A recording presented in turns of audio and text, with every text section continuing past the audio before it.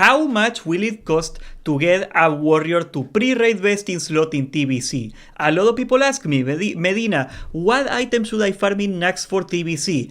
And I always tell them, most items in Nax are not good in TBC. The ones that are good are like barely better than blues, if that.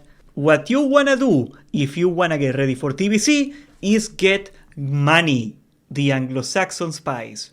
Because most of your vesting slot items, by quite a wide margin, are BOEs, or crafted items.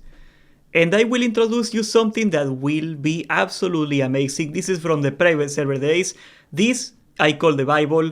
The pre-raid vesting slot spreadsheet, it is gonna be on the TBC channel in the Discord if you wanna check it out. It has every class, by the way. I might do one on Warlocks. A lot of people talking about Warlocks. Amazing list, but we can check out what items are we gonna need. Now we're gonna start with the weapons. That's the one everybody wants to talk about, of course. The best in slot one is the gladiator weapon. We are not gonna count it. You are not gonna be gladiator. Most likely, if you wanna farm it, go ahead. I am not gonna count it.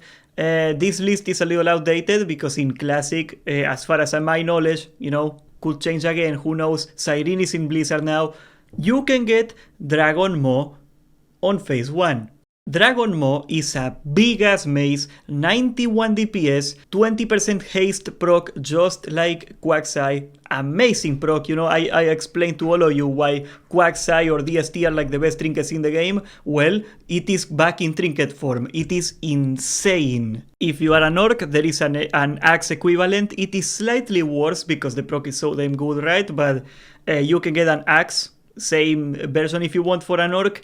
I am gonna count Dragon Maw because that's what every non-orc is gonna use. For your offhand, if you do not have a human racial, you are gonna go for the Fell Edge Battle Axe. It is a fast, nice little axe, so even though your main hander as an orc is a little worse, you still get the axe. So it kind of evens out if you're an orc. You get a better use of your orc hander and you a slightly worse main hander. You make it work. Now, why is that important? By the way, I'm gonna make a video on it at some point, I guess, but like, there is still weapon racials in TBC. They are just not weapon skill, they are expertise. It is even better than weapon skill because it makes it so you cannot get dodged or parried by the boss if you get expertise cap. You are gonna see in this list that a lot of the best items have expertise. It's for that reason. The main difference really from vanilla is that you can get expertise through gear. You know, there is no more edges, no more bull crap. Anybody can get expertise crap. Of course, if you get the racial, you get a little for free, which is great, but it is not mandatory to be a goddamn human anymore. That's good news. There is one problem for your offhander, and that's very simple. To make Dragon Maw, you have to level blacksmithing and you have to choose mace specialization, master hammersmith, sorry. There is 3 specializations in WoW, hammers, axes and swords. If you're an orc, of course, you take axe specialization, very obvious, but the best offhander from blacksmithing is a sword. However, because you gotta take either axe or mace specialization to get your main hander, which is way more important, you are either gonna take 2 Dragon Maws if you feel like it. You can take a Blaze Guard, you can take the Fell Edge Battle Axe, really good. Another absolutely amazing item you can get is from Black Moraz. You know, you have to do it to get your attunement anyway. 14 expertise Latros Shifting Sword. You're gonna see this everywhere in Shattered. Remember that model, you're gonna see it everywhere. Not best in slot, but pretty good, especially if you do not have a weapon racial. Free expertise is never bad. But I am gonna be dumping all the material list in here. I am working as I went.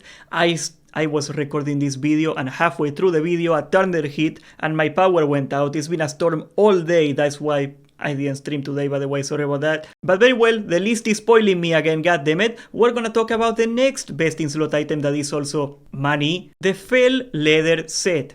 This is not intended to be used by a warrior, but it is still best in slot because it is really damn good. Hit, crit, attack power, pretty much every piece, and 2 sockets. You might hear that Cobra Scale gloves are better, and they are, a little bit. It is a tiny difference because like you get a little less hit, you get a little less attack power, but you get 2 goddamn sockets on it, so it evens out, okay? And Cobra Scale is much more expensive. I cannot in good conscience tell you to get Cobra Scale gloves, it is not worth it. It is unbelievably small, the difference, okay? Just take felt leather every single time. The cool thing about felt leather is that, okay, it says require leather working here. You don't. If you do not have leather working, you only do not get the set bonus. You can still use the pieces anyway. Okay, so you can buy it, no problem. And because there is no set bonus, which is useless by the way, you can mix and match, you know, if you get an upgrade, you can drop it, no problem. So we are gonna take the 3 felt leather pieces, we're gonna write them down right here. I am listing all the materials you're gonna need. This is the rule. If the best in slot item or a reasonable enough to get item, because I am not gonna count gladiator, if the best in slot item is not a BOE or a crafted item, we are not going to count it, okay? We're not gonna take a random BOE that's not even best in slot in this list. We are gonna consider it quote unquote free. So no gun, no trinket. The Nax trinkets are actually really good. If you want the answer for what's the best thing from Nax, Kiss of the Spider, Slayer's Crest, get that. That's actually really good. No rings. We already went about the boots, the legs. No belt. We already talked about the gloves. It's all in the set. The felt leather set is gloves, boots, and legs. You use all 3 of them. They are really good. So we're gonna talk about the black felt steel bracers. They got a lot of stats. They are the best you can get. 105 item level is as good as it's gonna get for previous. It is going in. Of course, primal nethers are free because they are not tradable, but you have to clear a heroic to get one. And if you're paying somebody to craft it for you, that means they are gonna charge you for it. I don't know what rate they are gonna use for that, but we should kinda add it up too. No chest piece, not a BOE. There we go, another one. The Vengeance Wrap. I don't know how to say wrap. I don't know, wrap. I hate W and R. Why you do that? Goddamn Anglo-Saxon language. I cannot understand it. 23 hit, 52 attack power, and the socket is as good as it's gonna get. It is best in slot by far. For the shoulders, we got the raised steel shoulders, which are very cheap, and they are best in slot as well. The set bonus, the 2 set is actually really good. You should take advantage of it if you can. You don't have to. It is still best in slot, but they are good. You might as well get it. Raised steel set is very cheap to make, so we're gonna add it up. No necklace, and we have the helmet, the last slot. Okay, yes, the goggles are the best helmet, and if you're a warrior from vanilla specifically, you most likely have engineering, and this helmet is absolutely insane. Hit crit, 48 strength, a blue socket, and your meta socket of course is a helmet. It doesn't get any better than that. It is kinda pricey. I will throw in a little alternative. If you do not have engineering, you should probably, especially if you plan to play prot. I don't know how you could possibly play a prot warrior without the goddamn rocket pulling thingy for pulling mobs. That must suck. But yes, we're gonna use the goggles in here. If you do not have engineering for whatever reason, you can take raised steel helmet and you get your nice 2-piece bonus from the shoulders, right? And this is actually really good. The goggles are way better, of course, but this is also really good and extremely cheap.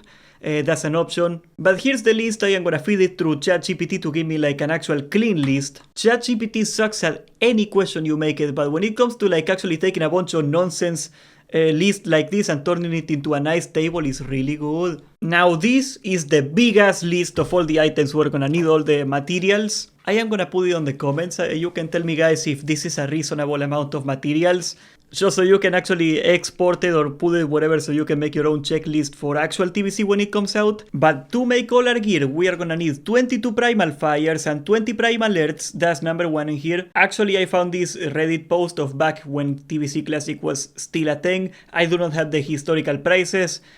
So this is gonna be kinda hard to estimate, of course, but 50 gold a primal, 12 eternium bars, 28 corium bars, 16 fell steel bars, 8 primal mites, 8 primal nethers, 28 heavy knot hide leather, 24 fell hides, 36 primal shadows, 12 rune threads, 12 fell iron bars, 2 scrolls of strength, this shouldn't be too expensive, 10 shadow clots, that's a cooldown, and people charge you for the cooldown. That's gonna be bonkers, that's for the cloak of course. 14 primal airs, which I don't know if somebody discovered a crazy farm in TBC, but in private servers they are always more expensive than fire. Grip for that. 12 fell iron bars, 1 corium power core, that's for the goggles, 2 hardened and adamantite tubes, God damn it, these engineering materials. 4 felt steel stabilizers and 2 living rubies, which are gonna be very expensive. The 10 shadow cloths alone are gonna set you back.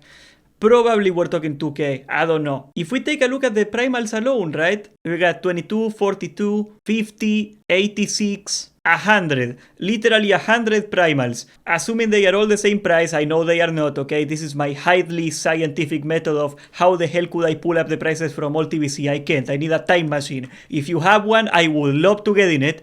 I don't have it.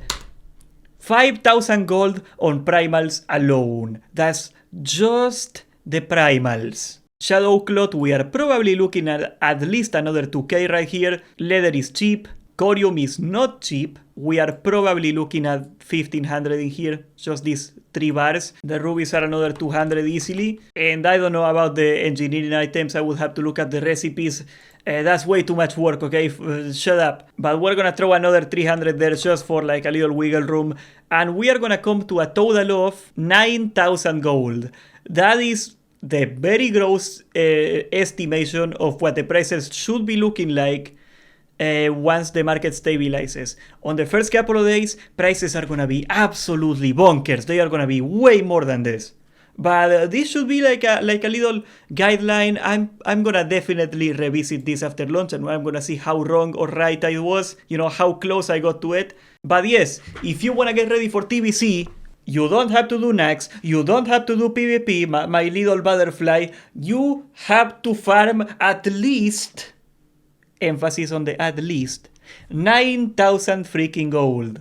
Do you have to get full vesting slot to do Karazhan? No, you don't. Of course not. But goddammit, we came here to pump. And as you can see, that's 9 out of 16 items we're talking about. Actually less, the tabard and the shirt do not count. 14 or 15, how many items do you wear? Whatever. Most items in TBC are bought with gold. Almost all of them. Don't farm Nax, farm gold. If you like Nax, all the more power to you. God bless you, go do it, king. Go slay. But if you actually care about TBC, you go farm the goddamn gold. We are streaming on Twitch every day, except today because of the goddamn thunders, so you can drop me a follow in there. The best in slot spreadsheet is gonna be on Discord. For any class, you can check it out, it is amazing. And subscribe, join the Discord, and thank you for watching.